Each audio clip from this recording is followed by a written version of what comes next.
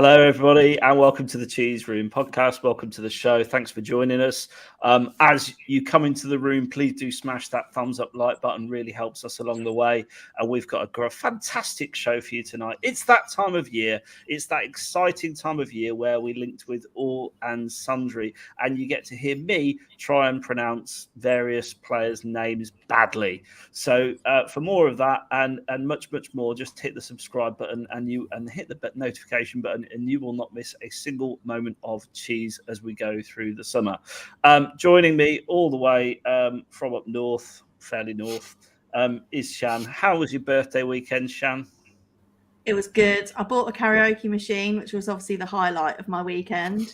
Yeah. I would say I'm good actually, but after all this evening's Twitter drama, I was late drying my hair. I obviously haven't straightened it, which is why it looks like this. And then I thought, crap, I haven't even made my pina colada. So then I ran into the kitchen, and when I did that, Becky probably saw it, but I twisted both of my ankles. So I sort of hobbled to the kitchen. I should know that I haven't got it in me to run that fast, especially on slippery floors. Well, like me on a Tuesday night, you've probably got it in your locker, but it only comes out when you really, really need it.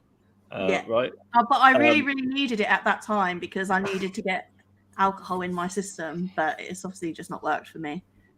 No. Well, there you go. HG's back after he couldn't be bothered to collect his award for Broadcaster of the Year on Friday's show. How are you, sir, this evening? You should have told me in advance. I'd have, done with one of those pre-recorded videos that you could have played, but no. Well, I wanted to see your face go through the various emotions, and I was dropping hints out all the way through, like, come on the show, HG. And then I made the joke, he's in his pants, isn't he? Knowing full well you probably were, yeah. Yeah, I was. No, I just, what do you want me to say? I'm British. I don't do well with awards. I am, of course, had a badge made, and I'm just wearing it around my daily chores and everything. But no, it's an honor, and thank you. But really, it just shows that the rest of you aren't that good. Sorry. Yeah, it shows that the very low bar. I thought that. Yeah. If I win, the bar is always low. But it just means we can all improve, and I'm sure next year someone better win. Someone, not me, please. Thank you. I'm going to eliminate you, but I'll make sure you're not even nominated. It'll be no problem at all. Yeah, but good to have you on tonight. Lots to get through, and you can get me through all the names I've got to try and pronounce during the show. So I'm glad you're here. Becky, you've had a glamorous weekend away? Yeah, we went to Caravan and had some sunshine, and then came back on Sunday, and it's rained non-stop since. So great half term so far. Yeah, exactly. I don't feel any empathy for you whatsoever because, quite frankly, teachers get enough time off. Point in question, HG, literally 24/7. I just had a 4-day weekend. You guys get a 4-day weekend this week, right? So it evens itself out until I have a 4-day weekend again in 2 weeks. And then at the end of June, I'm off for 9 weeks. But as long as we're not keeping score of the holidays I get, then we'll be good. Bore off. Okay, let's get into it. Let's talk some football. So obviously, great end to the season. Champions League secured. And it looks like we've done some early business. So let's take the two people one by one. Shan, you first. Perišić, how excited are you about Perišić? Do you know what? I think that the Perišić signing is a breath of fresh air for many reasons. Obviously, I've seen a lot of it. Oh, why are we signing a 33-year-old? They're washed at that age. I'm not being funny. Luka Modric is still absolutely bossing Champions League at 37 or whatever age he is. He is still fitter than he's probably fitter than our team were at the start of the season. He's had his best season so far last season. I think it's 16 goal returns.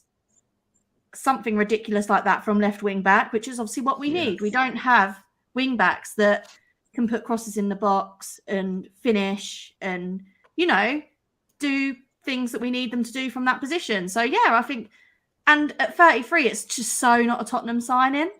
And I think it's showing true intent that actually Conte is giving Levy and Perišić his list, and they're saying, you know what, if you want him, we'll get him, rather than going for these Brian Hills, Matassars, them sorts of signings that might turn out okay, but actually more often than not flop. And I just think it's a great signing. I think it's a good start, free as well, so saves up some money for some big signings, hopefully coming in the next few weeks. But yeah, I think, what a start. Getting the business done early as well. We never ever do this. It's just it just feels surreal. I hope you've been swatting, Becky, to give some views on these players. But this is an interesting stat Mark's brought up here, and I know this. I've seen this banded around Twitter. So did you know Perišić has got a faster recorded speed this season than any of our squad, and he's 33. I mean, I'm 40. I'm one of the fastest players on the pitch on a Tuesday night. I mean, I'd like video evidence of that. I was asking Becky, not you. Why take your word for it there. Don't make me use the mute button, Chad. It's very early. I did see somewhere today to say that he was rated the best left wing back in Italy last year, which after following on from Romero being best centre back in Italy last year, it sounds like the people that they are recruiting finally, they've got some form on, and they aren't just sort of plucking people out of FIFA, as I would say. There seems to be a little bit of research going into it, which is, hopefully that carries on. You mean we've got a recruitment department that actually looks things up and scouts people? I mean, just to come back on what Shan said, I think you need a combination of both. I think you need the Hills and you need the SARS for the future. Our recruitment policy's got to be dual pronged. The problem with it was all exclusively for the future and nothing for the now. But absolutely, this is one for the now, isn't it, HG? Perišić, I'm sure, is a European football guru, dare I say. I was trying to think of an insult, but I couldn't think of one. What's your thoughts on him? You could have said wannabe guru. I mean, that's not true, but it That's would have the been a word. bit of an insult. Wannabe guru, yeah. Look, it's one of those things. Like, if you said to me, do I want Perišić or Kostic? I'd have said Kostic. However, since Perišić is free, it doesn't really matter what his wages are. Like, I've read today that it's going to be 200k a week or just under. That's a fair chunk, because that's like 20 million over 2 years, a bit more than that. But if you buy Kostic and you pay 15 million euros for him and then give him a 4-year contract on top, the outlay is more. So I just think it's a bit of a low risk move for a player that has been there and seen it and done it. And there's no evidence that he's declining. So Conte knows him. He knows Conte. If Perišić really did want to make that move to the Premier League because he's never played it before and he wants to try it before, try it before he goes. Let's face it, he wants to get a bit more wedge. The Premier League has the money. But, if it's Tottenham or Chelsea, which seems to have been his choice, he's going to pick Tottenham because we've got the manager and he knows it's going to be a much easier transition. So, yeah, I'm happy. I still think we need to do more, a lot more. But for a free transfer, for a start, yeah, we can't be complaining. We really shouldn't be. Just on that, HG, because I have seen as well, because of Perisić's versatility, he can play on the wing or at left wing back. I did see that we are still interested in Kostic, but I think because he's obviously still at a club, that negotiation may start when the window opens. I'm not too sure, but for 15 million, there's no reason we can't sign both of them. We need squad depth. If we want to compete on all fronts next season, we need quality players in that position. I mean, with the injuries we've had at wing back this season, I wouldn't be surprised if we have a good amount of competition in that place, because we need it. We need strength there. It's the most important position in the system. I mean, Perišić is he's got a very good CV. Surely he's going to be a good player to learn off for Sessegnon, is he not, Becky? Yeah, and I've seen a lot of people writing already this week that if Perišić signs, he'll be in, and it'll be Sess that will be learning from him. So all the positivity that we've had about Sess being fit and everyone wanting him to do well, no one's under the illusion that we need an improvement, and that people that we've got like Doherty, for example, we're going to upgrade those players, Royal, people like that. So people are excited about it. But yeah, we said, it's like when we talked about Bale, anybody that we bring in that's got Champions League experience is going to help the younger players with all the matches that we've got this season and the 5 subs and all of that. So it's going to help those younger players for sure. Yeah, I mean, I think Perišić played 40 games last season. So, you know, I don't think, and I believe he's very rarely injured. That's certainly what I've been reading. But it just... So what you're saying is he's going to get injured over the summer playing for Croatia. Almost certainly. Almost glorified friendly. Yeah. Look, obviously I don't want it, but yeah, it's one of those moves that really is low risk. You know what I mean? And that's when you're making a free transfer and you're going to give him a lot of money, but it's not like when Juventus and Perišić gave Aaron Ramsey 5 years at 400k a week, right? Yeah. It's a 2-year deal. So I do think it's extremely low risk, and it's an upgrade. It's a definite upgrade to what we have. The question is you know, whether we do try and get someone else, like Shan said, and we continue to strengthen the area, which I don't really think is necessary. And I've seen people say that Perišić could play right side. I don't want that. I'd rather have a specialist there. But yeah, you can't complain. We will spend money on the right player who's, you know, let's say the Romero age, who can be with us for the next 3, 4, 5 years that we want. And anyone else, if it's free transfers, that seems a really good way to stock up your squad. Well, it does seem a good way to stock up your squad. I mean, if it was 100k a week, obviously that's only like 10 million over 2 years, isn't it? So how many players are you going to find of that caliber for 10 million over 2 years? I can't believe it's going to be that low. Since he's coming on a free, he can basically ask for whatever he wants. If it's 200k, we're still only talking 20 million over 2 years, 10 million a season. It's not, I mean, it's a lot of money a week, don't get me wrong, but we're not paying a transfer fee, are we? So no, relatively low risk. And we paid more than that when we got Bale on loan.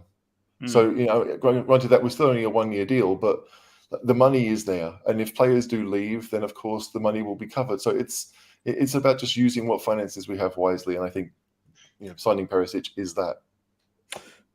Sticking with you, HG, do you think he'll suit the Premier League? Question from Kerry. Well, I mean, obviously, I've watched him more in the Bundesliga than I did in Serie A. So obviously, I know him from playing from Croatia, and I've seen Inter Milan games. But I remember when he was at Dortmund, then he went to Wolfsburg. He obviously did the loan at Bayern. So I've seen him a lot, and the Bundesliga isn't far off the Premier League. So I don't see it to be a massive issue. It's not coming from a slow league where you just don't know. The Croatian league is pretty hard to play in. I know he was in Belgium before he went to Dortmund. So I think it's a bit overblown in this case. I think Perišić will be fine. Let's go 1 in, 1 out. Let's talk about this. So we've seen today Harry Winks made available for 20 million. I mean, that would cover Perisić's wages for 2 years. Shan, how happy would you be with this? Probably not as happy as me. But well, this is the funny thing, right? I thought that pina coladas were Spanish. So I was like, that's my drink of choice. I'm going to celebrate him because there's been the Sevilla links, right? But actually, pina coladas came from Puerto Rico. So it's kind of Spanish, but not quite. But here it is. I've got my little umbrella. Got my straw. I'm living my best life. But no, in all seriousness, I do think it's time for Harry Winks to move on to pastures new, try and discover some form, and play regular football. I think he'll be suited to a slower league. Even Holly's let him go, bless her. She had that bloody Harry Winks doll on a mantelpiece. This is the big question we need to ask, Holly. If Harry Winks goes this summer, what will you do with that freaky doll? Yeah. Who will your next blow-up boy be of? Surely that cushion needs to go into Caller's man cave. I mean, that's its rightful. Not. It'd have pins in it within 5 seconds. It deflated faster than you could say. No, I'm not going to say the first thing that popped into my head. Yeah, there you go. Look, Decky's next. Holly, based on your track record with like cushions, just don't have another one would be my solution to the problem. Yeah, there we go. Brian Hill, is he leaving, do you think? HG, what's your thoughts on Hill? It's definitely possible. I mean, I don't want it to happen. But again, if he's not like everyone keeps on thinking that Conte is a short-term guy and he won't be here for very long. Well, I mean, that may well be true, but you have to at least believe that he might be here a bit longer. And if he doesn't think that Brian Hill is ever going to suit what he wants to do, then it does make sense to sell. It doesn't mean that he's a bad player, but it just means that we've decided to actually choose the manager over a player for once. He'll go on to have a really good career in Spain, probably go and play for another big team at some point. But if he's not going to get game time at Spurs, then you can loan him out and maybe get your money back bit by bit, or you can say have a clean break and off you go. I would still personally, I would rather see him go on loan, but if you do want to back Conte, if you want to make him feel as if Spurs is going to be his dynasty club, then those decisions, and kind of like selling Lo Celso, is going to be another one. If you make those decisions, then it's clear to everyone that Conte is the one who's being backed here. I mean, Hill's very young. He could potentially go on loan. I've no doubt. I've no doubt. I mean, he barely played in the Premier League. I think it was 80 minutes for Spurs. I mean, when he did play, it was Conference League, which we clearly, even under Nuno, we didn't take that seriously. He scored a great penalty in the League Cup. I do remember that. He had his moments, but he was never going to really get game time at Spurs, even when Nuno was here. It does feel like a loan was probably the best thing. And if it's a second one, then great. But if he leaves, then it doesn't mean he's a bad player at all. Yeah, I mean, for me, it's this. Hill and Sarr have been bought for the future, like 2 to 3 years in the future, not for the now. It wouldn't surprise me at all if we get... I mean, Hill's got like a 5-year deal or something, hasn't he? 6-year deal with us. So unless we get a substantial offer, I think he'll just go back on loan, probably to Spain. Personally, I think we should put him on loan, try and put him on loan to a club in the Premier League and get him more accustomed to the Premier League, because the kid's got talent, there's no doubt about it, but he's just not heavyweight enough, strong enough for the Premier League, in my opinion, right now. And that's not to say he needs to bulk up and be massive. It's just getting used to the physicality. I can see Gaz has suggested send him down to the Championship. I'd be open to that as well. I think that's a perfect league for him. Can I just say I recommended that in January when he was sent to Spain. I said then it was a ridiculous idea. If he's struggling to get used to the culture and the physicality, the worst thing you can do is send him back to Spain where he's comfortable. If he wants to be the best and challenge himself, he needs to be outside of his comfort zone. And I think the Championship would be the perfect place for him to see if he can succeed in this type of league. If not, then he can go and be a flair player in Spain, and we wish him the best. But I do think he needs to challenge himself a little bit more. It's going to be about return, I think. Sorry, HG, go on. No, it's okay.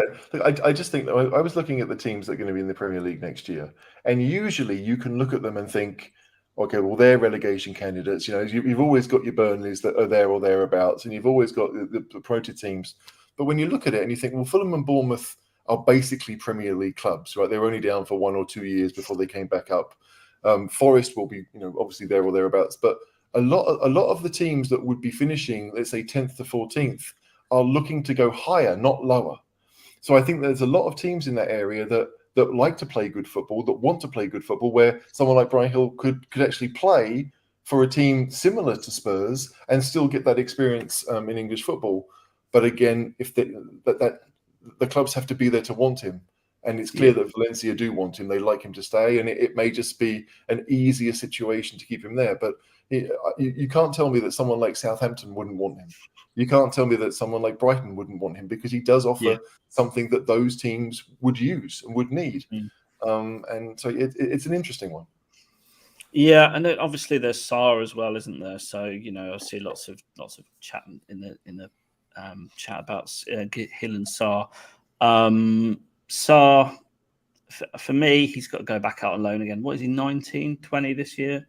I just can't see him going from the level he's at currently to Premier League. I just don't see it. He's another one that either gets loaned back out on the continent, or why not Championship team? Look, Harry Kane had about 4 or 5 loans before he made it big at Spurs. Mm-hmm. And he was very average for a lot of those loans. Let's be honest. They were what you would call character-building loans at Championship clubs. What do you think will happen with Troy Parrott? He'll get loaned back out again, I would imagine. Yeah, I think he needs to go to the Championship this time, though. Yeah, you'd like to see him step up one league. It's a shame MK Dons didn't get promoted from that respect, because he would be settled in a team with a manager that knows him and plays him to his strengths. And Troy Parrott had some really good goals and looked a good player. I know he's played for Ireland, but he's not done anything in his other loans. But he was starting to look a player at MK Dons, but he does need to step up into the next level, I think. They'll step up to the next level. You like Troy Parrott, don't you, HG? I do. I really do. Like, I mean, it's one of those weird things. I think Spurs are going to extend his contract. That we've got an option to make it a year, so he'd have 2 years left this summer. So yeah, this year would be kind of key to see what Spurs do long term. You might think, okay, we'll keep him at MK Dons for half the season and then try and send him up. But yeah, it does kind of, even though he's still only 20, it's not a sink or swim situation. But it feels like Spurs see it as that. And that if he doesn't really, show himself in the Championship, then we might just say, okay, you can leave at the end of next season, which I think is weird, because I do think he's got the talent, and I think that in many cases, as we saw with Kane, nobody thought Kane would end up doing what he did. Right, when we saw him on loan, he came into the team under Sherwood and he scored a few goals, and it was like, okay, that's nice for the kid, but we'll sign someone else in the summer, and that will be that. He'll be like Lee Barnard. I think a lot of people thought that. And he took his chance. So if Parrott gets a chance to impress in either pre-season or whatever, then Conte may well want to keep him around. But I think for this year, he's got to play regularly. Same with Sarr. As long as they get regular football, I don't really mind where it is. But I would prefer it to be the highest league possible. I would rather another year in La Liga for Hill than I would the Championship personally, because I think he just needs to be playing a higher level of football. I saw the word on the street with Hill was they were looking for a team in the Champions League, I think, for trying to get him in and just to get him used to some good European continental football as well, really good standard. I think the thing is with Hill, he's I think he will come good, but I don't know if he's for us like long term. I think he'll be a good player. Whether he's ever going to attack to the Premier League, time will tell. But look at those teams from Spain that are probably Europa League level. I mean, Champions League, Barcelona, Real, that's not going to happen. Is it Sevilla and Atletico? I don't see that either. So teed it up perfectly.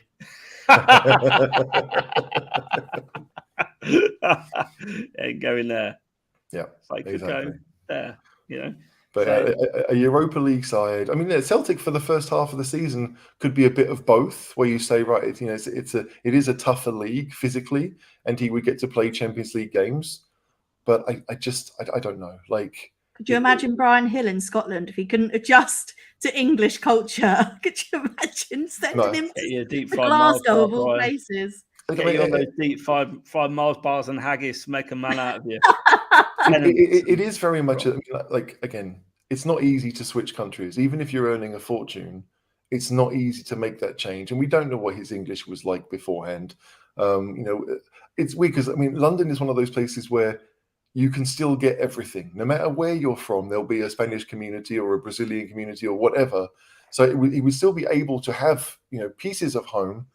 But yeah, it's a big move for anyone, and so you'd like to think that like Glasgow, it's not the most ideal switch ever, but footballing wise, you could see some kind of link for it. But I do think that we'll be looking to get him back to Spain where he's playing regular football, and we'll go from there. And if we sell him, we sell him. But I don't think I would, just in case, Kerry asked in the chat about Dane Scarlett. Obviously now he's extended his contract. What do we do with him? Does he continue to sit on the bench, or does he go somewhere like Championship? He needs to play for me. He needs to play. I mean, look, there's a lot to be said about keeping players around the club and to train with the first team, because he's going to learn off Harry Kane, right? I mean, that is insane in itself. And Sonny, yeah, totally. I learned to tackle from Romero. Surely the same is then true of Parrott. Yeah, right? I just don't know if Parrott's seen at the same level as him at the moment. I mean, Dane Scarlett's what, 18? Just? I'd be thinking, when Parrott first left and he went to Millwall, he was 18 and it was Championship and it was just too much for him. Yeah. And Parrott was a much more solid 18-year-old than Scarlett is. So it's one of those things. Is he going to play more in the Championship? I don't think so. It'd be like Kane going to Leicester. He may well be suited to a League One, but it's got to be a passing League One team, and he's got to get games. There are lots of things, but I don't think Scarlett should be at Spurs next year. I think he needs regular game time somewhere, and if it doesn't work out, then you try again like we did with Perrott. You try for the second half of the year somewhere else, but he's not going to get game time at Spurs. I mean, I certainly don't see it. Exactly that. Look, Conte's just been given 150 million quid war chest, plus players' sales, plus a bit of Champions League bunts. Yeah, the last thing he's going to do is want an 18-year-old to be his backup striking option in reality, and that's just being real. And I like Dane Scarlett, and I like Troy Parrott, and I think they've both got futures at the clubs, absolutely. But you're right, HG. They need to. What I would say was there is something to be said for keeping at the club to train with those players, but they'll get far more out of going out on loan. Far more. I think Dane needs more exposure to life. Like when he did his interview, when he signed his contract, new 4-year contract, you could tell how green he is. Like he's not really. Obviously, he's only an 18-year-old kid, but having exposure to play into the media will just make him. He's not ready to play at the level we're at right now, and I just think. He needs to be getting game time, not just sitting on the bench. He's when has he ever really come off the bench? I don't think it's fair on him and his development to just keep him around because he can learn from Harry Kane and Sonny. He can still learn from Kane and Sonny, but he can go out on loan for half a season, see how he does, and then maybe come back in January. Who knows? Yeah, I totally agree. And it's all about what Spurs do. There are all those stories of when I think Townsend and someone went to Yeovil 10 years ago and were basically just sent, and no one from the club really cared about what they were doing, whether they were playing. Now, that's clearly, I doubt it's going to be like that now. We are hopefully a bit more aware of what players might need. But yeah, keep him relatively local. Like Parrott going to Millwall, Ipswich, MK, none of them are far away, and it makes sense to cultivate relationships. And Niall John went to Charlton, didn't really play that much, but at least was around, so we could go and see them. I think that is a part of it. There needs to be someone relatively local that can maybe give him the game time. If I don't know where various teams have ended up, what leagues they'll be playing in next year. But if Wimbledon are in League One, then great. There's so many London teams really that these players could go to. Why not go to Charlton? I mean, it didn't work for Niall John, but it might work for someone else. I just like Spurs have to be a bit more savvy with where they send people and not just be like, well, they want you, off you go, and we'll see you in a month. This is a good point about Atete as well. I can't remember exactly where we sent Atete, but he had a great first 6 months and then stepped up a league in January. I'm not too sure how the second 6 months have gone, but it's a prime example of if you get it right, then these players can flourish in those situations, and it will only do them good for their development. We do need to get more players, like top players coming through our academy. Obviously, we've got Skippy at the minute, but when you look at Manchester City, Liverpool, they're producing a load of top quality youngsters, and that's what we need as well, because we're not like Man City. We can't bankroll the success of our club, but what we can do is nurture good talent. Obviously, we've got Alfie Devine coming through as well, and hopefully they'll be the future for Spurs and see some success, we hope. Well, I mean, I asked the question a while ago, does the input match our output when it comes to youth? And, you look at the money that we've piled into the training facility, which everyone loves to take the piss out of. And when we talk about attracting players, we've got a world-class training facility. That is a lot to do with bringing youngsters through. But this is why we can't just rely on academy. We've got to also bring in talent as well, like the Hills, the SARS, etc. And I'd expect us to sign a couple of more people who go into the youth team as well. And we have to do that as well. Sam's on it with the update for Atete. Second 6 months were good. So. And Steve's up with it with this update. So Steve, I don't know if you mentioned it to everyone. He had an exclusive behind the scenes tour of the academy. Never mind about people protesting outside. We get to go inside with Steve, and he had a bit of information about them quadrupling the size of the academy. So there is work away to look at our youth setup and how we're going to develop it better as well. I think everyone, but including Spurs, but everyone needs to look at what Chelsea have done. Yeah, all of their young players that have come through. Mason Mount went to Holland at 18, and then Reece James, I think, played a season at Wigan. Like their best young players have been able to go and play regularly wherever, and more often than not, they've swum rather than sunk. But if Spurs have more options, like personally, I'd rather see our best players go out than have a chance of winning the under-23s. Do you know what I mean? It's as much as those games are important for giving people a chance at competitive football, I don't think it compares to senior football. And I'd much rather see. I mean, Alfie Devine he's not even 18 yet, but I think everyone knows he's going to go out on loan, and he may well go back to Wigan because they obviously know him and that they love him there, and he's going back home and all the rest of it. But that would be a great thing for him to get regular football at a team that may well play him. I just think that Spurs, I would rather see, again, I think they're changing the rules so that teams can't do this, but it would be nice to see, 5 to 10 Spurs players playing relatively well around the various leagues. I know that a few Arsenal players have done it last year, and it's just something that we need to be better at, because there are so many, apparently gifted Spurs Academy players that never really go anywhere. And that's a problem.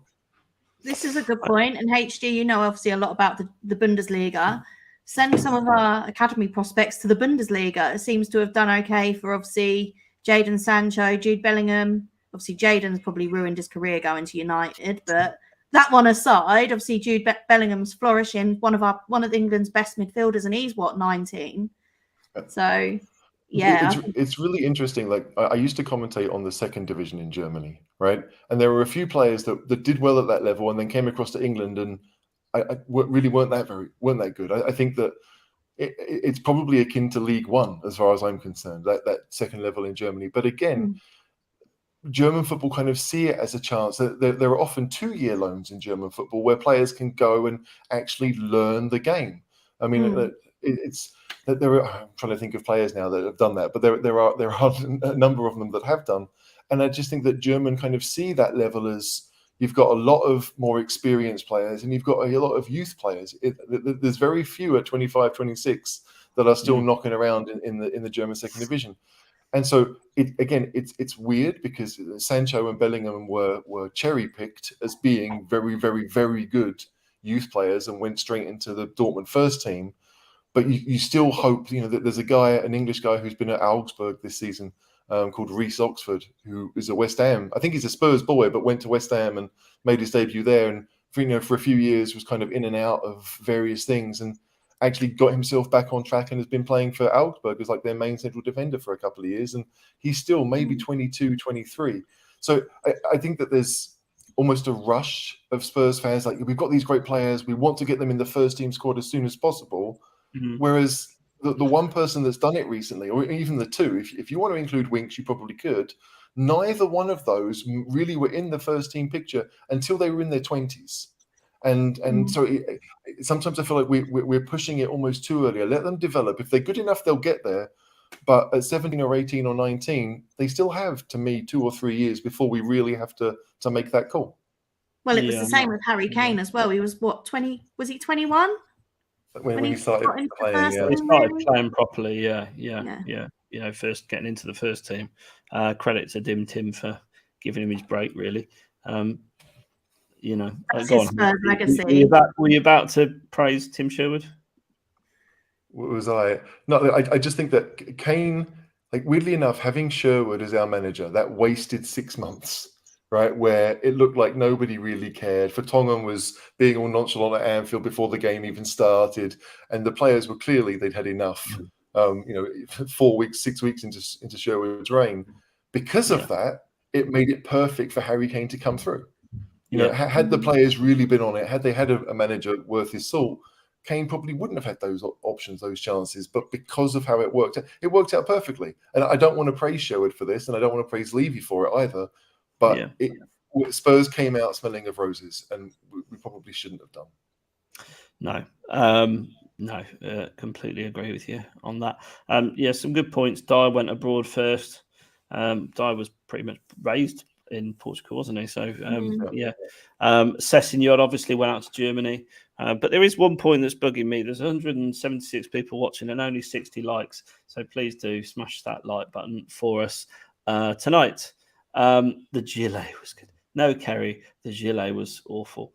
I can't stand the gilet. No. There's a funny meme that comes up on my Facebook every year. My brother's a Manchester United fan, and it was when Tim Sherwood and David Moyes were both in charge, and they were both on the touchline, and it was like, David, I have no idea what I'm doing, and then David Moyes is like, Tim, mate, neither do I, and it comes up every year, and it just makes me chuckle. That's my one reminder that Tim Sherwood ever existed. Just makes me laugh. There's a point here. Didn't you tweet out something about singing if at 100 likes? I did say if we get to 100 likes, I will belt out a little bit of Barry Manilow, because what more do you need? Well, Barry Manilow. Up the Manilow. Christ almighty. When I saw that earlier, I thought, what's Caller going to say about that? Because Caller doesn't like that song, so he's not going to endorse it. Great song, Caller. It's not walk out for it, right? But it's a crowd pleaser. What are you on about? You're going to sing Copacabana? That would be better. I mean, really, like just. I've seen this. Sessignon's injured, by the way. Again, he's got an injury.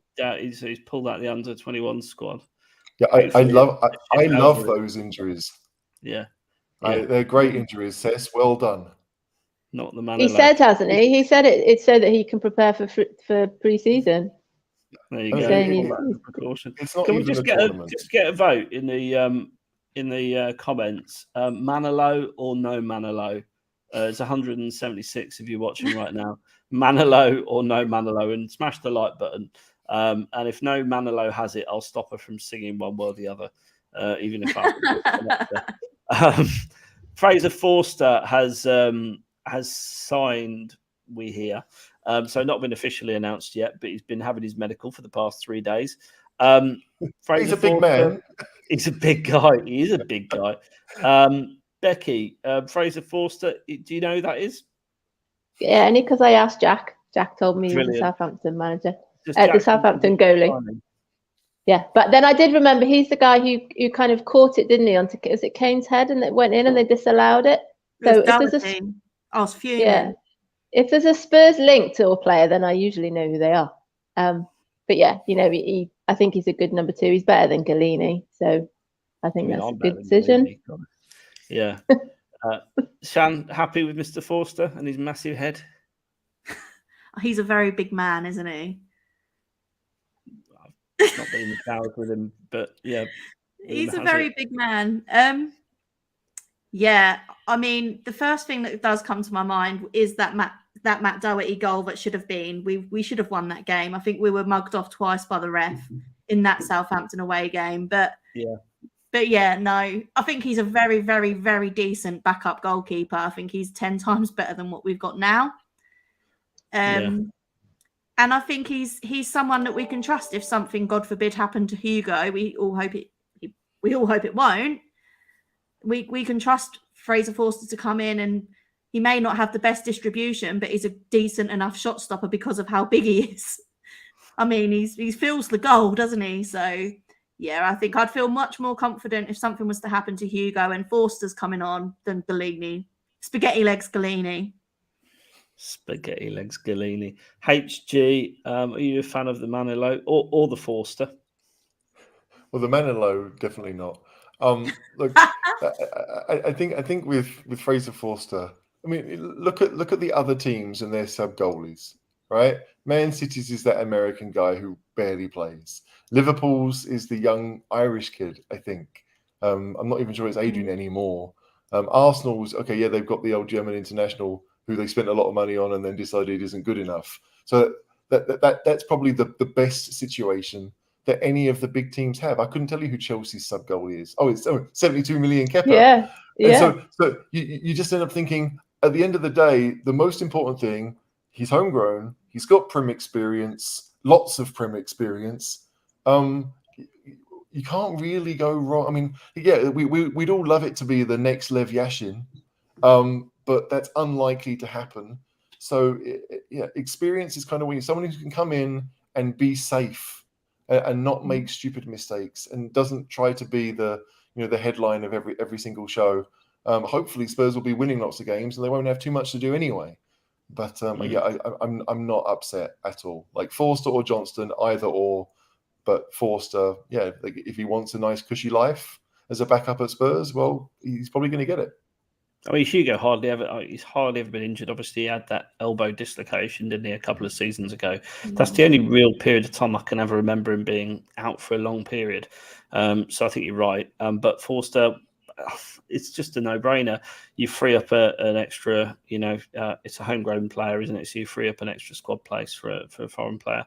It's just it's a bit like Perišić. It's just very low risk and makes perfect sense, which is something that we've been really unused to in our transfer policy in recent years. So an absolute welcome change. Let's talk Bastoni, the cover boy of our show tonight. So Bastoni, I saw a couple of sources saying that he'd agreed personal terms with Spurs. Of course, that doesn't mean that he wants to come to Spurs. That just means that wages and etc. are not going to be an issue. Let's go around the room on this one. Shan, Bastoni, you're a fan of the player, and what do you think of the of where we're at in the sort of hunt for Bastoni? Sorry, what was the question? Oh my word! Were you looking at the words to a Barry Manilow song or something, and not listening to my dulcet tones?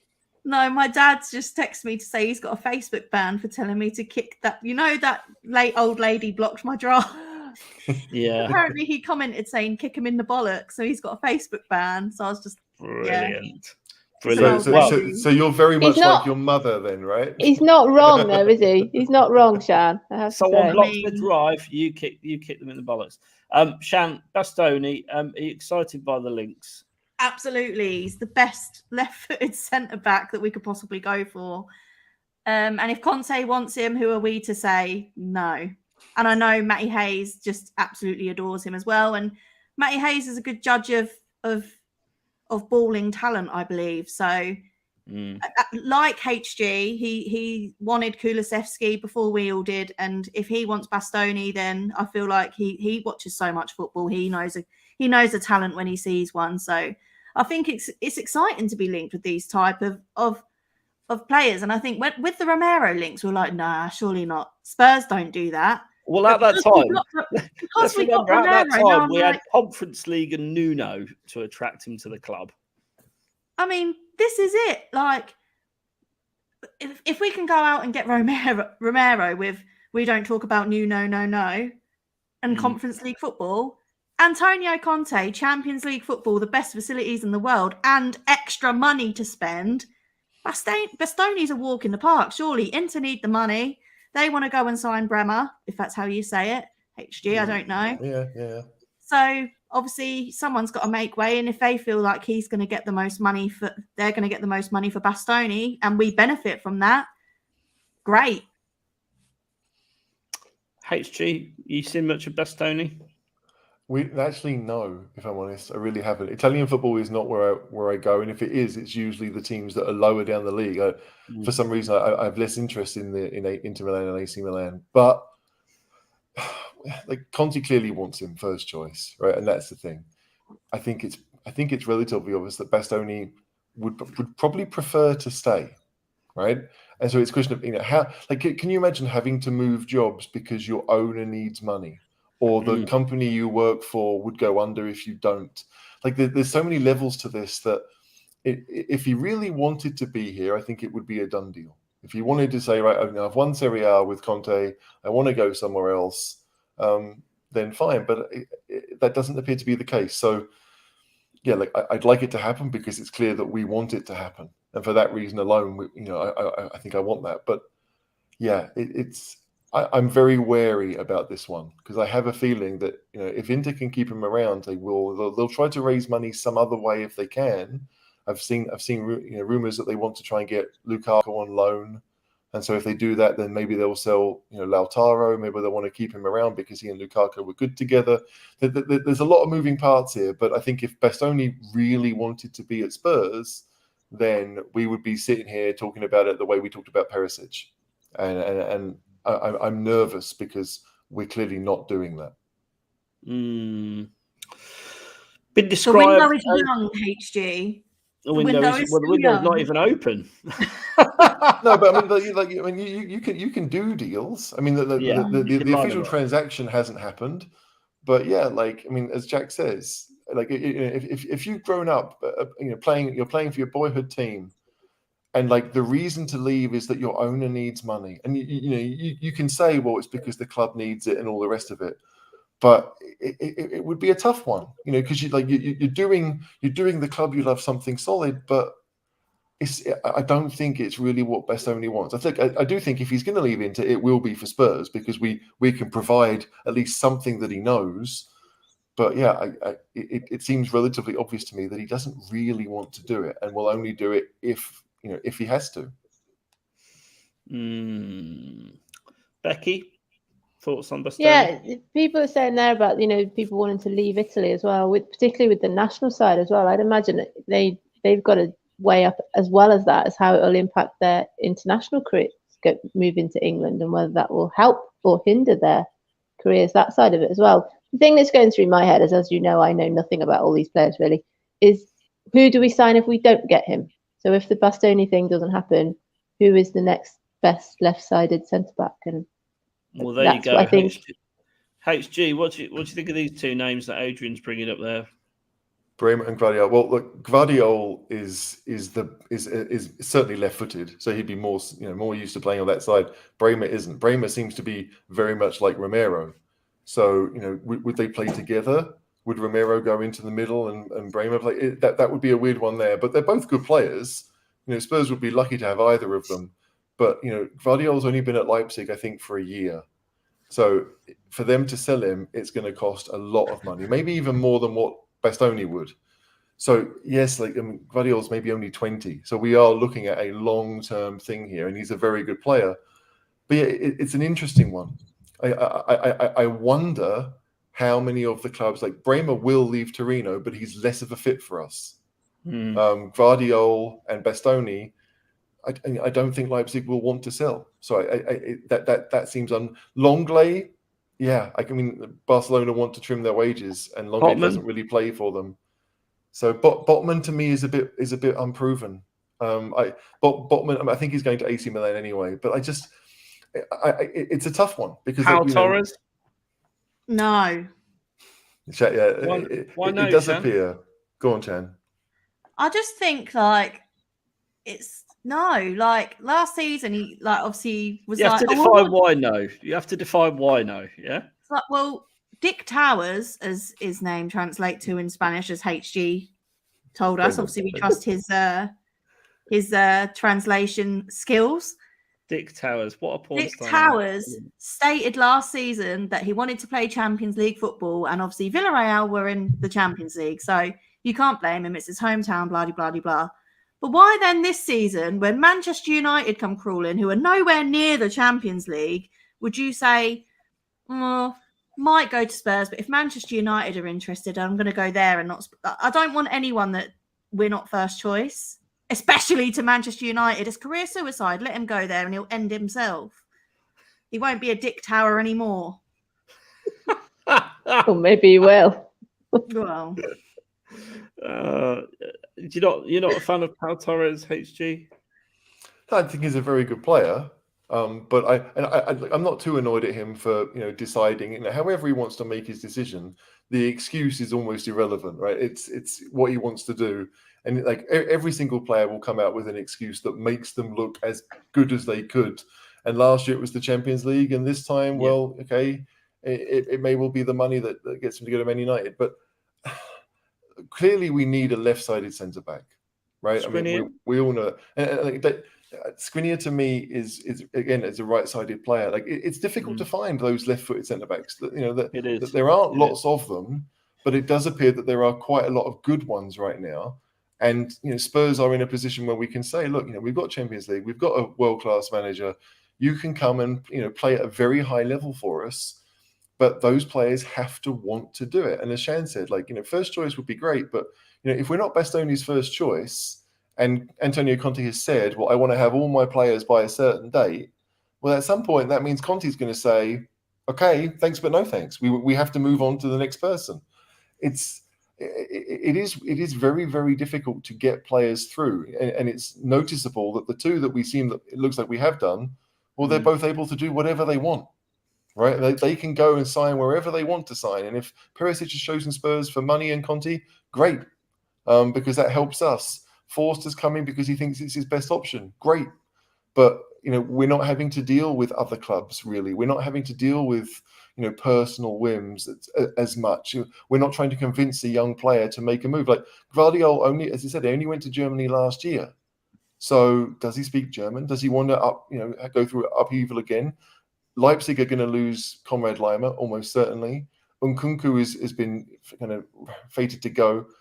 It's difficult to get players. It is, and so I wonder who it's going to be, who ends up being our left-sided centre back, because if it's not, Torres looks more likely from he's ready to move. But if it isn't to Spurs, then who's the next one who's ready to move?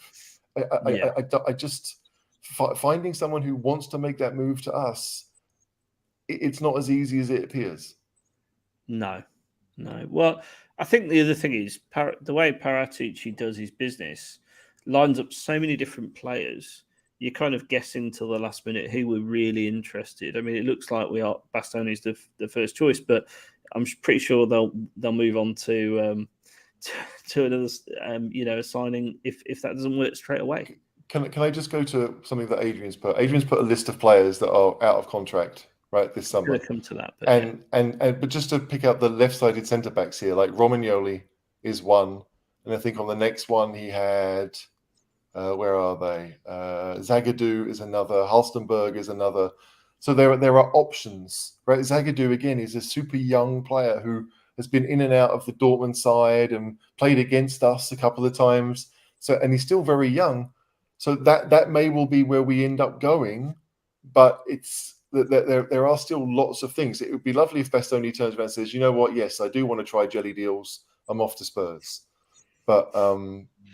It strikes me as being unlikely. I want it to happen, but the thing that I'm reading from that list is that not that many of them seem to be homegrown players that are out of contract. People are putting that in the chat as well as saying that are we going to sign any Premier League experienced players apart from Erickson and Bale? Well, that's just it. Apart from Erickson, I mean, it's who would we go for? I mean, that's the interesting thing. Are we going to look at players that maybe Conte had at Chelsea or signed for Chelsea because it's that long ago? Is Victor Moses going to come to us and play right wing back from wherever he is right now? Danny Drinkwater's out of contract. That's the one I was just trying to think of. I was like, Danny, what's his last Guys, name? can I just point out, we've got about 250 million quid burning a hole in our pocket. I don't think we need to just scurry around the free transfers. No. Obviously, they're good for bulking, but, we have got money. Calvin Phillips is a name that I've seen us linked to in the last week. Love us to sign Calvin Phillips. Yeah. Harry Winks, to sweeten the deal. Do you know what? I think Harry Winks would suit Leeds. Yeah, I think he's always wanted to be a Leeds boy. I don't think he's always wanted to be a Leeds boy, caller. That's taking it a bit. But I think he'd suit the way Leeds play. Side to side, backwards. They're quite aggressive for going forwards. There's no way he'd suit them. He's had a couple of good assists this season. You just are clouded by your hatred for one Mr. Harry Winks. He can volley a tea bag into a cup. Can you do that? Probably not. You don't know how many takes that took, though. Yeah, you don't know how many takes that you do. Let's be honest. James Ward-Prowse, there's another name for you. Another player with He's going to be too expensive. We've said this before. He'll be too expensive. But is he? I mean, 50 million quid, does that get him? I just think you're signing Ward-Prowse, but you're only really signing his set piece delivery because he's no better than anyone else we've got in the midfield. Yeah. Other than his set piece delivery. Yeah. He's basically Harry Winks with set pieces. I get that. I do get that to a degree. I was saying we've been linked with him, not that I would want to sign him. If you look at the best midfielders in the Premier League, right, who are at clubs that maybe would sell to Spurs, then Phillips is probably the top option, and he was injured most of last season. Declan Rice would never come to Spurs because West Ham wouldn't sell him, and I don't think he wants us anyway. So who does that leave? Are there any under 25 midfielders who are playing regularly at a high level for a club? I saw Bissouma mentioned. Yeah. Bissouma would be up there as being, let's say a midfielder from the best of the rest, from those mid-table sides. That there are players out there that would cost good money that would probably improve it. But do we want? What are we trying to go for? That is the question with midfielders, especially. Like if Winks goes, well, fair enough. But we've got Højbjerg and Skip and Bentancur. What kind of midfielder do you want to be that fourth midfielder? Are you looking for someone who's a better passer who can sit like the Grilic I saw come up? Are you looking for someone like Calvin Phillips who can run and run and run? Yeah. But what more would he offer to a team like Spurs with Conte? Like it's an interesting one because they might be playing good for another team, but do we play that same way? Would they be able to adapt to what we want? And how many are we going to play? We play in midfield, and how we're going to play up top because we know that Conte's preferred system is 3-5-2. So could it be about to change, or at least are we going to have the players to make 3-5-2 an option to change it up? Because we saw a lack of Plan B because of the lack of depth of squad, and what we had on the bench last season was pathetic. It was almost a miracle we got top four with what we actually had ready to go off the bench. We were like 2 injuries away from real problems at the end of the season. And I get we had like 4 or 5 players out at the end of the season, but nonetheless, we need that depth. We're going to be in the Champions League and playing an absolute, 60 games next season in a condensed season. So it's going to be really, we're going to need a lot more players than we've got now. So we've got to get more people in than out. That's absolutely for sure. But as long as Winks gets out, that's me done. Let's talk fullbacks because fullbacks are key to the way Conte's teams work. Obviously, with Perišić, we've signed someone who can play left wing back, and you would imagine he will be competing with Sessegnon, and I'd imagine Reguilon will probably move on. But on the right side of things, obviously, there's the Irish Cafu currently on the injury table, and then obviously Emerson Royal, who doesn't really fit the season. Bless him, he tries really hard, but let's face it, he's not really going to be there long term, I don't think. This man, Jed Spence, put this. I mean, he's obviously been on loan from Middlesbrough to Forest all year, played very well. Where's my manners? Welcome to Warnock. Obviously, a bit of shithousing going on there. For those who don't know, Warnock loaned him out when he was Middlesbrough manager and said to him, sort himself out. Neil Warnock's reply was gold. Well done, Jed. I did say you were Premier League or non-league. Glad you listened and took my advice on board. Now go and enjoy your success. Those cigars won't do you any good, though, son. I love it. Warnock's just a character, isn't he? But Jed Spence, I want to get all of your opinions on this. We've seen him a little bit of time. Some of you've seen him firsthand this season at Middlesbrough. Sorry, not at Middlesbrough because he's playing for Forest. We've seen him on a couple of occasions this season. Shan, Jed Spence, we saw him absolutely tear Arsenal and Leicester a new one. So it shows he can do it against Premier League opposition, which is important. The only thing that I think the only question marks are around his attitude, and I think some of the antics that have come out with him since their playoff win yesterday has shown that there could be some disciplinary issues there. And the latest news I've seen with regards to this is that Spurs are building a dossier on him. So they're trying to get as much documentation as they can. It's like the one that started the Iraq War. Well, I mean, without getting political caller, they're starting a dossier on him. So I think with obviously the Ndombele situation, Spurs need to do their due diligence and make sure that this guy is mentally ready to compete at the top level. If we want to be an elite football club, we need to make sure we've got people that are going to kind of come in and attitude isn't going to be a problem. They're going to put their body on a line. They're not going to be doing crap like that. So, I mean, it was funny because it's Neil Warnock, but would we want our players doing that? Going out on loan and calling out Antonio Conte? Probably not. So, So yeah, I mean, look, Antonio Conte. I think if it was an attitude issue, he'd just shove that cigar where the sun don't shine, wouldn't he? Let's be honest. But the question is he good enough, HG? I mean, my thing with Spence has always been, yeah, okay, he's looked okay in the Championship. He has looked okay. Jones is probably just as good as him at Middlesbrough. We're not talking about him. There is a bit of a danger that this player is a little bit overhyped by Spurs fans on Twitter. And everyone's like, when are we signing Jed Spence? When really, is he good enough? Would he get in our first team? Is he better than the Doc? Or is he? No one's better than the Doc. Is he a future player that we could buy and maybe loan out? Look, I said this on Facebook today. Jed Spence might well be a talent. He's 21, going to be 22 in August, but he's not an improvement on what we have. I genuinely think that. Like, if you said to me, like, which one of our, like, we do need a right wing back. So if you said to me Doherty or Emerson Royal to be your backup, well, I'd pick Doherty. If you said to me, well, okay, well, do you want Spence or Royal? I'd pick Royal, because Royal has at least played top level football for a long time. The idea that we could have someone who can come in and do the business on the odd game, he'll play Premier League games, against the weaker sides because we're trying to save him for Champions League or whatever.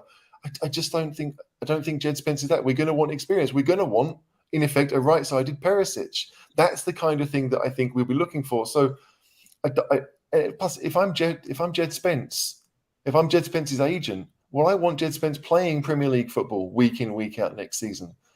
And he's only going to do that at Forest. I mean, that's not only, but that's the best place for him to do it, because the manager knows him. He knows what he wants. He's set there.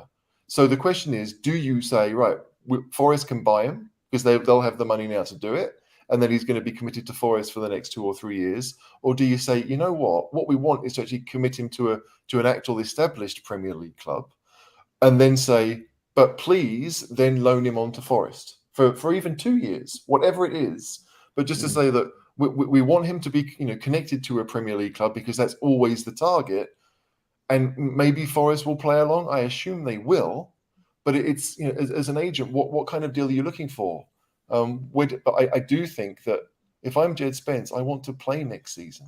I don't want to be doing squad games, or maybe if someone is injured, or that just strikes me as being a bit of a negative move. So yeah, I'd like to think there are other options / better options than Jed Spence right now. And that's not to say he's bad. I just think we should be looking somewhere else. This is a point, actually. Perišić is right-footed. Just happens to be good with his on the left and. I've only ever seen Perišić play on the left-hand side consistently. So he may well be good on the right, but to me, he doesn't do it. He's played on the left for Inter. He played on the left for Bayern. He's an all-rounder. There's no doubt about that. But I just think, like, if you're going to go for a right side, like, the dream is to go to PSG and take Hakimi, because Hakimi wants out of PSG. That's the dream. It's unlikely, but there is the dream. Otherwise, there's the guy at Atlanta, Merla, who was really good in the Euros, oddly enough playing left side, but is actually right-footed. So again, to me, I think Spurs fans we love this idea of having a wing-back who can take someone on, go down the wing. And because Son on the left always cuts inside, I think that makes sense. But for Kulusevski, he seems to be quite happy to hug the touchline as much as possible. He doesn't make that run early in. So if you've got a wing back on that right-hand side who knows when to make those runs into the box and will actually be, let's say, next to Kane and between Kane and Kulusevski, that's what we need. I'm not so fussed about us getting someone who's a Kyle Walker clone, who's fast and will push teams back. I think that the way that we are with Kulusevski, we need to have someone who's more like Doherty. Doherty can't beat a man at all, but he knows when to make those runs from deep, and that's why he was a threat. Spence, Becky, were you a fan of his tweet? It reminded me very much. Being a teacher, you must come across a lot of this naughty behaviour. Yeah, it reminded me of Bergwijn's tweet, with the dusty car, saying about how if you're not loved or something. And I just thought, if there was a rumour last year that we didn't take Pogba because of Pogba's attitude, then I just don't think that's going to help his cause. Everyone's put in the chat that he's homegrown and people saying, oh, even I did watch the game yesterday, and they're saying that he didn't have his greatest game, but he's played better and blah blah. I agree. It's not in the Premier League. It's certainly not in the Champions League. I just don't know if he's the type of player. And then obviously the kind of rather petulant tweet didn't massively help. So no, I'm not convinced yet. But I'd like to be proven wrong. And I hate to say it, but if Conte wants him, then that's fine for me. But if Conte doesn't want him, that's fine too. I just think he's a future potential signing in the same manner as Hill and Sarr, and I would have no objection to a signing Spence whatsoever. But I'd have an objection to him going straight in the first team. I mean, if Conte thinks he's great, he's good enough, that's fine. He's the manager; he can do what he wants, and he's world class. But for me, I just think Spence, unproven in the Premier League, only really done it in the Championship for one season. He seems incredibly overhyped right now by the Twitter faithful. I just think that it's similar to Max Aarons. Max Aarons was the same. Yeah. Right. Yeah. He did really well in the Championship. Everyone thought he's going to make the jump. And now no one thinks he's going to make the jump, even though he's had 2 seasons in the Premier League and got relegated both times. Matty Cash came up from Forest and actually did well. So it's kind of, you need to see how well they do. The question is, if you've got the money, you can go out and get him and then say, right, go play somewhere else, and they can deal with it. But for Conte to be he's short term every season, and nothing about Jed Spence says short term.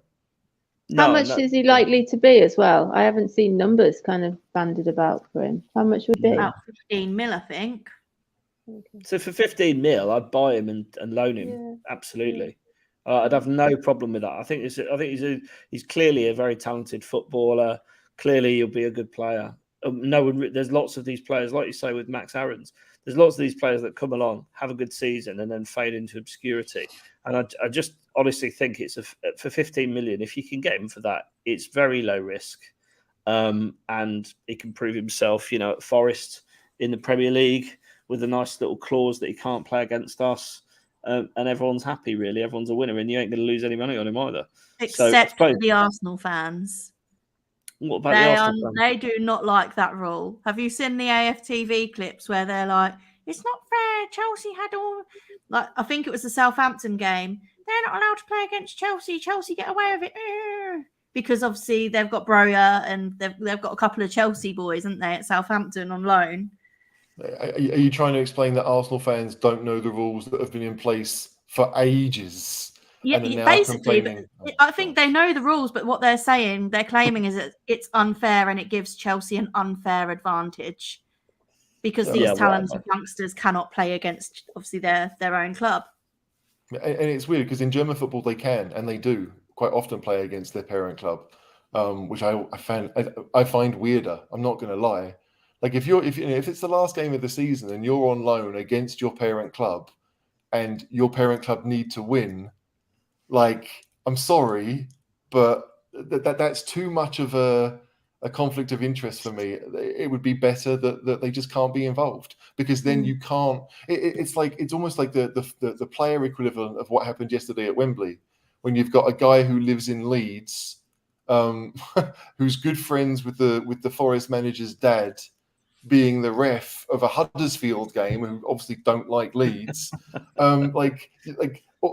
Even if there wasn't the controversy that there was yesterday, the fact that those things are in play means that everyone makes those assumptions, and it would be the same in this. So yeah, if you're on loan to a Premier League club, you can't play against your parent team. That's it. I think that's the safest rule, even if it sucks on occasion.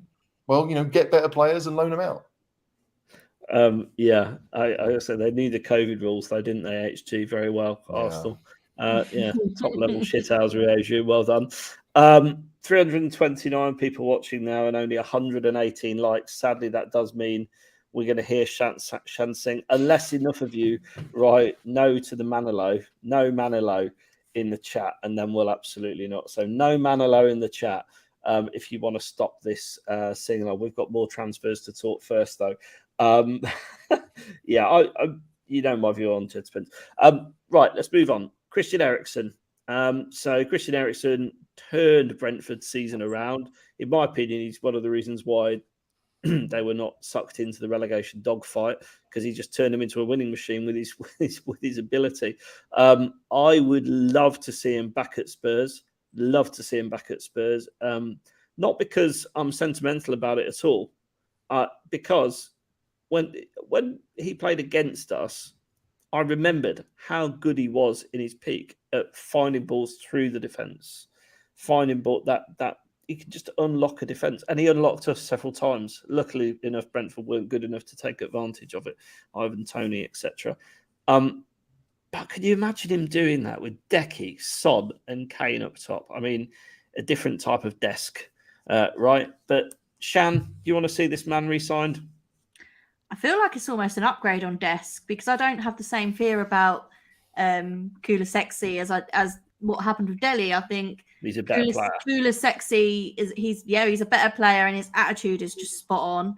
Whereas I think this is another thing that sort of worries me about Jed Spence. I feel like he could be another kind of Delhi character, and I don't think that's the sort of thing we need around the dressing room. Whereas, I don't have that concern with Kulusevski at all. His mentality for, what is he, 22, just turned 22, is just insane. But yeah, obviously Erickson feeding the ball into those three would be a bit special. And if we've got obviously Perišić with his ability as well, if we sign Kostic, you've got a lot of players that are technically good with the ball that can put them passes in and find the runners in behind. And I think if we sign the right kind of players and we can create lots of chances next season, as well as shore up our defence, which, let's be honest, hasn't leaked a lot of goals recently. I think it was 5 in our last 10? Was it 5 in our last 10 or 13? 5 in the last 10, yeah. I mean, that's not bad considering when we played Liverpool, Arsenal, West Ham, playing all these teams and only conceding 5 goals. So yeah, I think if we can get the right players in, we can definitely do something good next season. HG, you're never normally a fan of going back, but on this occasion, can you be tempted? It's funny. Like, I think when we talked about him before he went to Brentford, I was very much no. I don't. I think we want to be looking long term and all the rest of it. But you're right. Like we said earlier about the season being as it is, we're playing, I think, 23 games before the World Cup. 23 games in 14 weeks, and there's an international break in there too. Like, if Erickson wants to play every game, then Spurs are not the best place for him. So that's going to be his choice. But will he be on the bench every game? Yes. Will he need to come on every game? Maybe. But I think just having that option of something different. Like, I don't think we're going to switch to a 3-5-2 to accommodate him. I think we will stick to a 3-4-3. The question is, there are occasions when we're behind and Conte says, right, you know what, I'll take Sessegnon off. Davies goes to left back, or whoever goes to left back, and then we can have an extra midfielder. I mean, it almost becomes the old school 4-2-3-1 or 4-3-3 or whatever. But Erickson gives you that. And again, it's that whole, he's played for Conte, he's won with Conte, he knows what it's the biggest no-brainer we have for this season. It's just, and he knows the club. Yeah. Does he want 3 years? Does he want 4 years? That to me is almost irrelevant. It is a case of he would fit perfectly right now, and it wouldn't cost us anything really apart from the contract. So it's. And I think also those people that are saying that he downed tools before he left and all of that, things have changed. Things have moved on. The club has moved on. The manager's moved on. Even the stadium has moved on. Spurs aren't the same sort of makeup they were when he left. So those people that are saying that he shouldn't come back for that reason, if he wants to come back and maybe it's Champions League that is the draw and Conte, then that's what he wants, the club has changed. It's not the same. He's not leaving the same club. Brandon is saying that just to trigger me, I fear, but I just want to. He's taking the piss. He's taking the piss. I want to touch on Becky's point first before we go on to that guy. Yeah, I think with all the stuff about Erickson before, I think what we're forgetting is this guy nearly died. His whole outlook on life and what's important to him now is completely different. It's not the same Erickson that left. And I think there's some that will say, oh, but he has a legacy with Spurs. Well, what better for him to come back and make that last sort of 18 months right and help us be on the onward trajectory, win a trophy. I'd love nothing more than to see Erickson and Hugo, Kane, Sonny, Dyer. Those players deserve to lift a trophy with Spurs, and I think I knew Brandon was doing it just to like rile me up. My cheeks are going red just thinking about Tanguy coming back, but yeah, no, I think Erickson, like HG said, absolute no-brainer. And again, it's like teams that play a low block, you need an Erickson type player that can find that pass to try and unlock that, because that's where we're found. We get found wanting against lesser opposition that we should be destroying, and I think we need players that can help us overcome that, because it's a weakness that we have. No, I totally agree. Well, we struggle to break teams down, right? And when they pack the defence, and Erickson can do that. At Conte, he's done it all his Spurs career. You know, when he was not in the team, even back in the good old days under Poch, he really struggled for creativity. So just to get that back on a free transfer, absolutely no-brainer to me. This question: do you think you could take the Conte fitness regime, Becky? Yeah, I think so. I think, like, he had that first season with Inter, didn't he, where he didn't play as much, and then he did, and it all seemed to click. And yeah, I think, like you said, Shan said, he's not going to start every game. He may not start every game. He may be, for European matches, and it's with the Champions League, more matches and the 5 subs thing. We need the squad, and if we can get experienced players that Conte knows, that he trusts, I don't see the negative. The only negative is if Erickson doesn't want to come back and he wants to do the duty to Brentford, which I completely understand as well. So as long as he's keen to come, then he will be. Everyone is. I don't understand why people are saying it's not a good idea. Well, I saw. I think the question might be around his fitness levels. Given that he's got in effect a defibrillator built into his heart now, an ICD device. I don't think that would hamper him in terms of fitness, because I seem to remember he was always top of the running stats for Spurs previously in his last month, and he's top for Brentford. So it's not like he's not putting in the yards. He's getting around the pitch left, right and centre. So I think... And he played a lot for them. It's not like he went to them and played as a sub for them. He started a lot of matches. I think the only match he misses, he had COVID. So he showed in the short time. So I don't believe it would hamper in the Champions League, but I don't know. HG, any ideas? No, I think it is just... It's weird. Like, if we drew an Italian team, then maybe he wouldn't be able to go to Italy and play there, because obviously, he can't play in Serie A. But I don't think that, Danny Blind has the same thing, and he's played Champions League for Ajax. So I don't see that being an issue. But it's just, if you said that, if we started a game 3-4-3 with Son, Kane and Kulusevski, and then because we needed a goal, we went, let's say 3-4-1-2, right? And you had Kane and Son up top, and you had Erickson as in behind, and then you had, as your wing backs, you could have Perišić on one side, and even flipping Adama Traore could come on and be your right wing back. No! My God! But he's lost the plot. No, but this is what Conte did. He clearly wanted him in January, so I know we haven't talked about it, but I could see it. But even that as your front five, to try and get a goal, I think it's there. And how many of those would be starters in every game? Just Kane and Son, really? Yeah, it's we will need to have lots of options. We will want to have lots of options. Yeah, absolutely. And this comment, shout out to the accountant. Imagine having a bench that doesn't include 2 keepers and wings, but has Erickson to bring on when we're 1-0 down and leaving creativity. Absolute no-brainer, of course. It's he means Erickson, of course, but blame the whiskey. Bale would be class too, though, right? I take Bale as well. Absolutely. And me. Me too. But don't tell Davo. I hope he's not watching, because we know he gets very upset. Yeah, exactly. Have him on a 6-month loan. We've said this. Just have him until January. He can just come till January. That's enough. But Bale is what, 4 months older than Perišić? 6 months older than Perišić? There's not much in it. With a far worse injury record, though. Yeah. But I mean, it's with Bale, you just never know if it is an actual injury or if he just can't be asked. That was him at Real Madrid. But at Spurs, it wasn't that. He wasn't like that at Spurs. No. So maybe he's keeping his powder dry for a possible, because it's still just possible World Cup. He may not even go. It'll be interesting to see what Bale does if Wales don't qualify. Which I think is why nothing's been announced. I think that's why they'll wait until next Sunday, isn't it? And then I mean, I think Bale will sign for Cardiff. I just can't see him working under Conte. I genuinely can't. I can't see him putting the yards in. I don't think he would need to.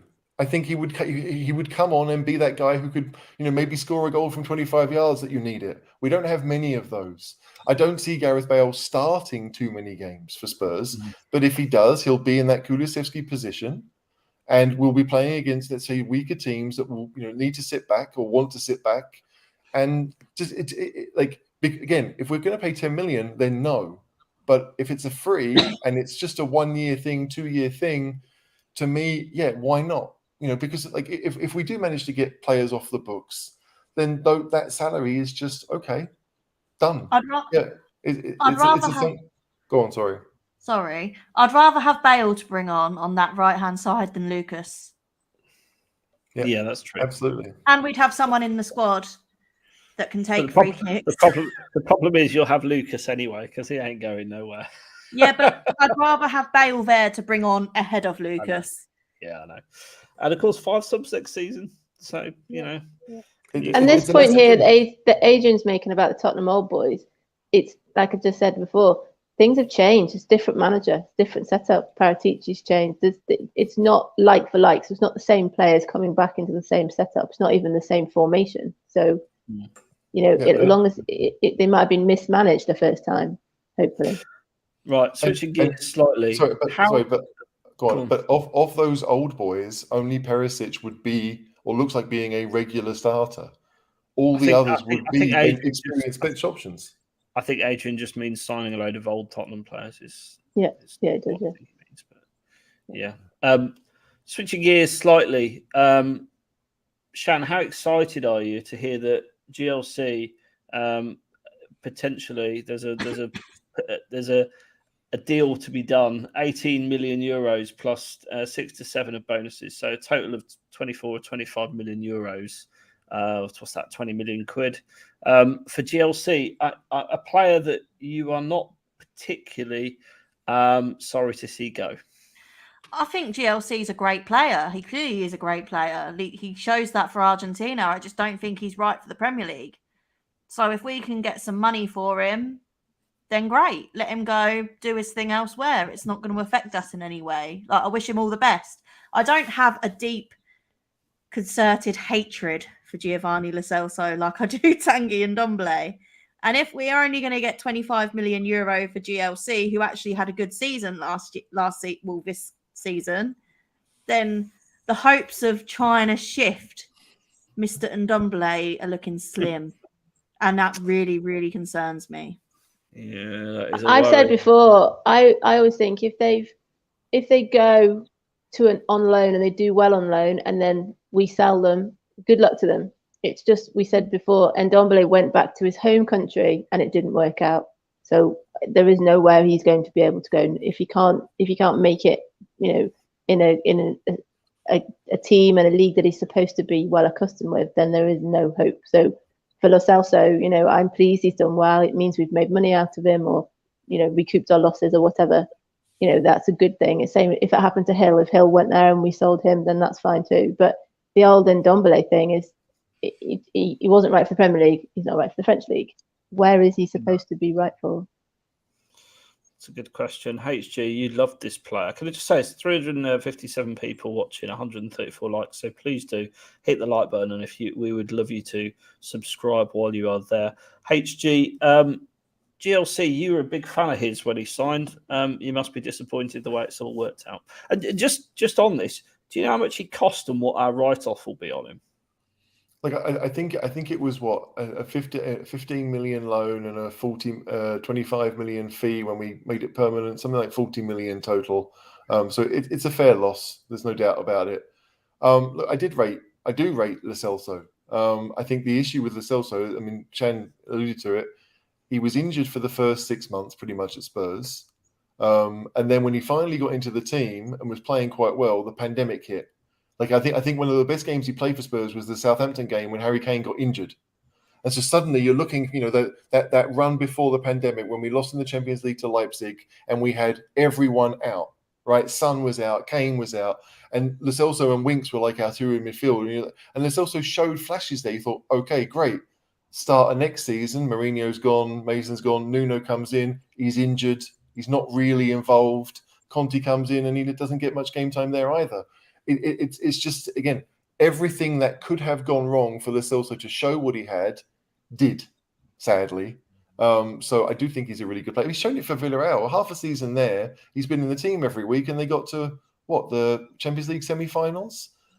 So there's definitely a player, but again, unfortunately, as much as the Premier League might have bounced back from the pandemic, other leagues haven't really. They lost far more. Almost like, the matchday revenue was a far bigger chunk of what they were bringing in. And so they just don't have that money. Like Villarreal aren't in the Champions League this year. They don't have that money either. So we could sit there and hope that Sevilla, who do have the money, would come in for him, or Atletico, who do have the money. But if he's happy at Villarreal, we know that Emery's a good coach. It does seem to be a very, very good fit. Yeah, good evening. Yeah. Good evening. So but I do think it's sad, because everything, the timing was terrible for almost everything that Lo Celso did.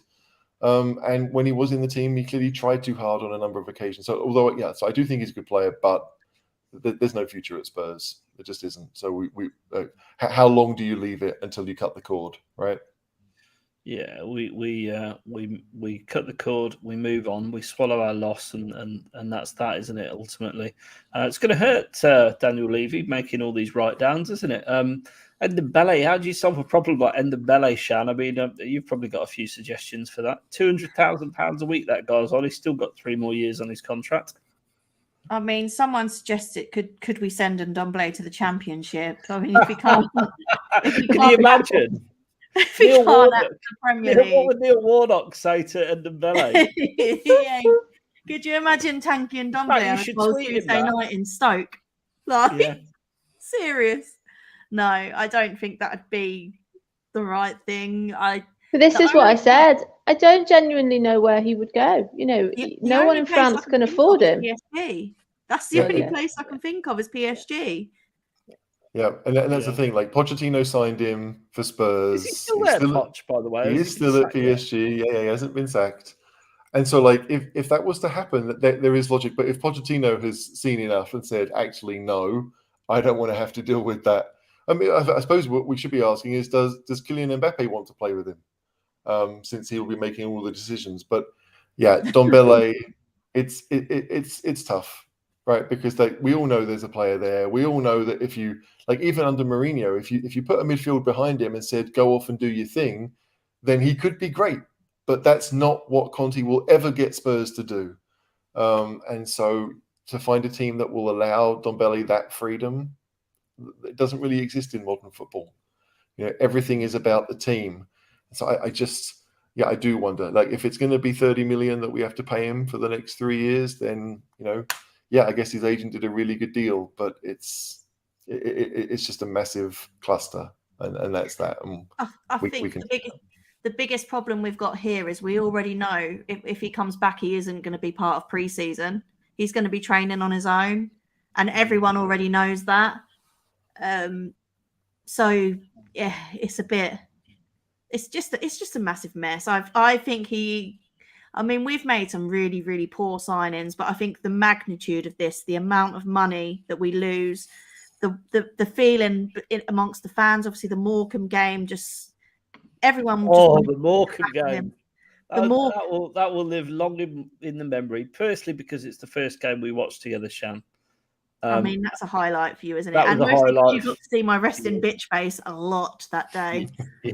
Yeah, you were very angry. I was very angry, and then Ndombele made it a lot worse. So, yeah, I think he goes down as the worst signing in Spurs history.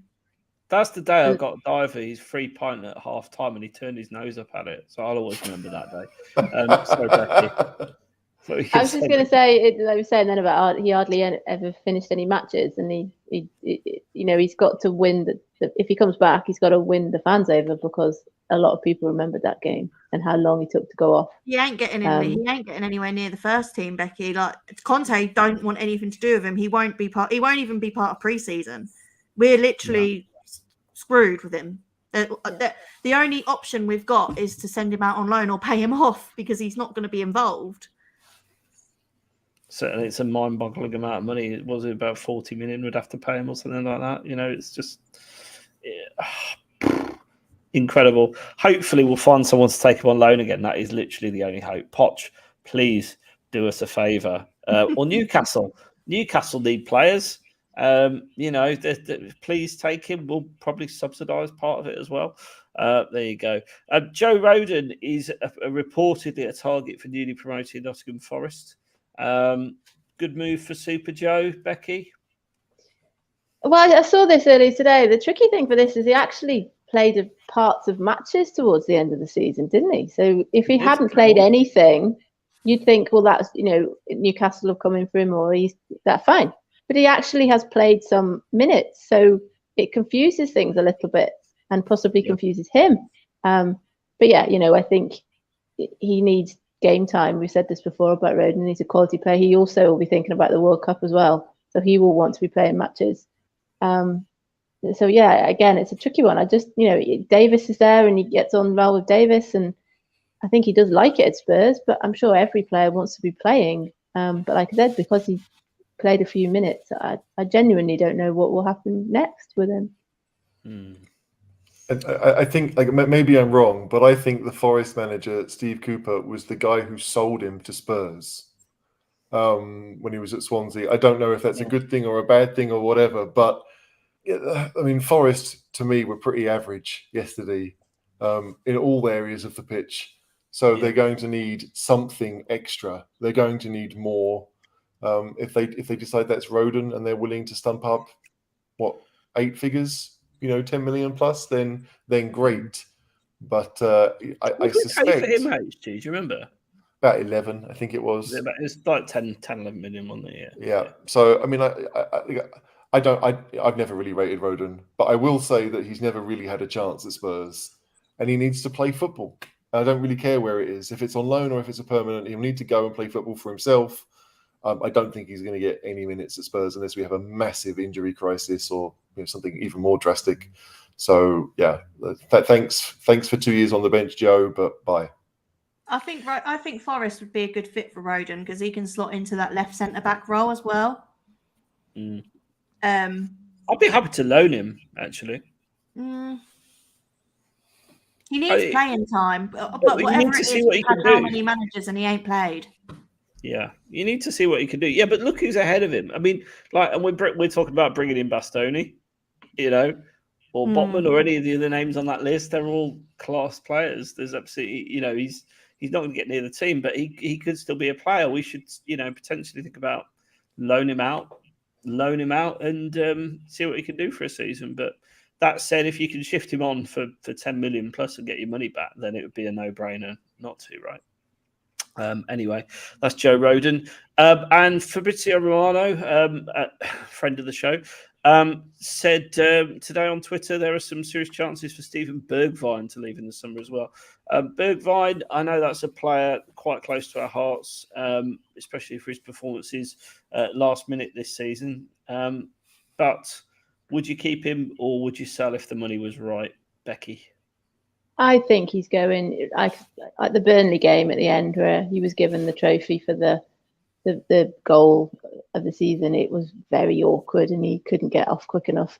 And then watching the Norwich sort of celebrations at the end as well, it looked very awkward. And I think he wants to go. And like I said about Lo Celso, if he's going to go and there's money to be made, then what's the point of keeping him here just in case we need him as an extra player? I've read a lot today. People are saying they would prefer Mora to go than Bergwijn, but Mora wants to stay. That's the key difference. I think if Bergwijn wants to go, then he'll go back to Holland. He's another one. He's got to think about his international career as well. But I think he should go. It's only fair, I think. Definitely got to replace him now, haven't we? I mean, I suppose we need players that Conte is going to trust. And I suppose that's really the issue with Bergwijn. Otherwise, he'd have rotated him a little bit more, maybe. HG, we're going to have to rotate, surely, a little bit more this season. You're going to need a player who's going to play. Bergwijn, what kind of money would you get for him? It depends. I mean, it's one of those weird things. I think he's worth probably more than what we'll take. But I think that there are teams, good quality teams in all the major leagues that would like to have him. I don't think he has to go back to Holland. Like maybe Ajax will have some money because they're selling Gravenberch and they're selling a few others, so they'll have money to spend. And if he wants to go home, then okay. But I think for Bergwijn, probably Germany or Spain or even Italy, he could go there and play regularly. I don't think he needs to go back before making the jump again. So I would be trying to convince him to stay another 6 months, to stay until January, because we know we're going to have all these games, and because we know he can do this, that, and the other, and he'll get minutes playing for Spurs. He will. Like I said, 23 games in 14 weeks. Like, I don't want Kane and Son to start all of those games. I don't. Spurs at some point need to be that kind of club that says, like Chelsea do, or like Liverpool do, like that Chelsea front line. You don't really know who it's going to be. It could be Werner, it could be Pulisic, it could be Havertz, it could be Mount. There's a whole number. Hudson-Odoi has played there too. Spurs need to be more like that. So I get that Bergwijn will almost certainly want to go, but I just think before the World Cup, he's going to get enough minutes to keep himself fresh, and so that he'll go to the World Cup. And then if January comes around, then great. Then we can say, all right, look, thanks for helping us out there. And then he might move on. But for Conte to know him and for him to be so, I do think he's trusted. I agree with the people who would rather see Lucas go. But I agree that Lucas wants to stay and Bergwijn probably doesn't. But I just think the club could just say, look, you're under contract for Spurs for another 3 years, I think, 6 months, and then you're free. But right now, unless we get someone else in, I would keep him. I think you're risking a lot. Like if you were to go out and get someone like Memphis Depay, then okay, fair enough. He could do probably what Bergwijn does and maybe be a bit better. But if you don't, are you really going to find someone better who will slot in seamlessly and do what you need? I don't know. So if it was me, Bergwijn can stay till January and then feel free. Absolutely feel free. Shan, Bergwijn, stick or twist? Yeah, I kind of agree with HG. I think it depends on who we get in. I think if we get in maybe a more proven player to replace him and then let him go, then fine. But I don't think we should be selling Bergwijn without having a replacement in first. Mora's not good enough. I know we all love Mora for that night in Amsterdam, but he's not good enough. And I think we need to be upgrading the squad. And I definitely keep Bergwijn around unless we can upgrade in that position. Yeah. That was the ultimate fence sitter's response. That was really. I mean, you're very good at sitting on the fence. It's a shame you don't sit on the fence on Twitter a bit more. Really. It is a tricky one, though, isn't it? Because, like we say, there's the romantic side of Mora. But I thought Mora played really well when he came on at Norwich, and that was after having a shocking game in the Leicester game when he came on. So he's still very inconsistent, and he may be somebody that will improve a little bit under Conte when he's had a pre-season with him. And I just think Bergwijn just seems like he doesn't want to be here anymore, and why prolong that until January? People are saying, he wants to be in the Champions League and he can have a bit of Champions League. But then Kerry's written, he gets like 8-10 minutes, and that's probably not going to be enough for him. So I think if he wants to, like I said about Erickson, if he wants to go, then we should just make the money for him. But we do need somebody else in. I completely agree with that as well. Yeah. And Jeff makes a very good point. Sorry, I put it up there. Sorry. But yeah, Jeff makes a good point about he didn't get many minutes. That's true. He didn't. But we only played league games after the 1st of March, I think it was, when we lost at Borough. And yeah, like if Kane and Son are fit, they're going to start, right? And Kulusevski came in and became the guy. So yeah, Bergwijn didn't get any minutes. We only had 3 subs. Next season we'll have 5. Like the first half of next season to me are completely different to last season. If we didn't have European football, see you, Bergwijn, you'd be off. Absolutely. But because we have so many games in such a short period of time, because the World Cup is in the middle of the season, it's to me, we would be taking an unnecessary risk because we'd have to get someone better than Bergwijn in. And yeah, like if we can sit there and say, well, they won't get minutes either. At what point do you just say, we'll stick with what we've got? And to me, that is the easiest thing. I don't think Bergwijn's causing any trouble. I don't think he may want to be somewhere else, but I'm sure he would see the logic of, look, right now, if you were starting league games for Spurs and you got 55, 60 minutes, and then we had to bring Son on because it wasn't working, then you've still got an hour in your legs. If it's, we've only got one League Cup game before. So it's one of those things that if he's going to start the League Cup game, well, that I think is like the week before the World Cup starts. So pointless. But I just think that if we want to be that club, we need 5 very good strikers. And to me, Bergwijn fits that. We just need to have the opportunity to play him more. And we didn't have that in the second half of last season. I think with Lucas as well, I see a lot of the Lucas chat. Lucas is going to see out his contract and go back to Brazil and become mates with Brendan McGurty, just like Sandro. That's what's happening. By the way, Sandro apparently wants to come to a game with the Cheese Room and watch a match with us, so I'm definitely getting in on that one. That's going to be quality. Shan, do you want to tell us about your show that's going to be on Wednesday? Yeah, I've got oh God, who have I got on? Matty Hayes. Have got Matty Hayes on. Very good friend of the show, we must say. I've got James coming on, and oh my gosh, I have someone else. I can't remember who. That's really bad, isn't it? Like, I think Diver might be coming on. I think he said Look, Diver the Fiver's on the show. The accountant. It's Diver the Fiver. But yeah, what we're going to do is basically my show is going to be back on a Wednesday, for the transfer window only as it stands. And we've got Seb's show coming at you Sundays as well. So we've got plenty of transfer coverage coming up, and of course our usual show on Mondays and Fridays as well. So yeah, we look forward to it, Shan. And everyone should subscribe, like, and tune in. And see you on Wednesday. I was just about to explain what we were going to talk about. Go for it. Sentence. No, crack on. Honestly, can't get the staff, can you? Yeah, we're going to be. Obviously, I'm hoping that the Perišić and Forster deals will be done, so we can look into them in more detail, look at stats, go in depth, see how they're going to be a good fit for Spurs. What could they do for us? That sort of thing. We're going to talk outs as well. So we're going to mix it up every week, but it's going to be very transfer based. Becky's favourite. And hopefully Harry Winks will have been sold by then as well. I mean, that's a stretch. It's in 2 days. You never know. Well, look, we're going to wrap the show up there.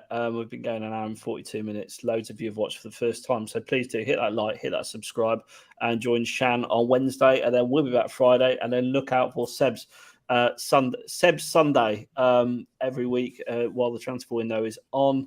A new show coming at you live and direct, like AJ Tracy from the Cheese Room. Shan, thanks for joining me. No worries. I just want to, before we go, they can sign. They just cannot start until their contract officially ends. They're going to be free agents, so they can sign. It can be announced. Obviously, we've seen other clubs announcing their business, like Aston Villa, Leeds.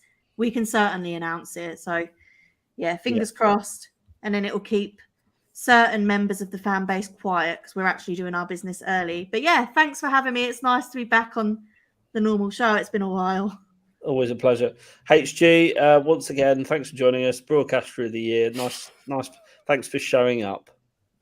Yeah, you're welcome. I really enjoyed it. I mean, there's so many transfer options. And they do appear to be changing regularly too. So I'm excited that this is going to be our life for the next 2 months before football starts up again. It's going to be a proper exciting summer, I feel. And Becky, thanks for joining us as well and giving us the wealth of your transfer knowledge tonight. I've sat here quietly listening and learning and enjoying it as much as everybody else. I love being on the show. Still can't believe I only started this on the 5th of March. Never done anything like this before. But yeah, I sit here and I listen and I learn, and I love it. So thank you for having me, and see you next week. Always a pleasure. Until the next time, come on you Spurs, get busy, Perišić. Come on Spurs. Come on you Spurs.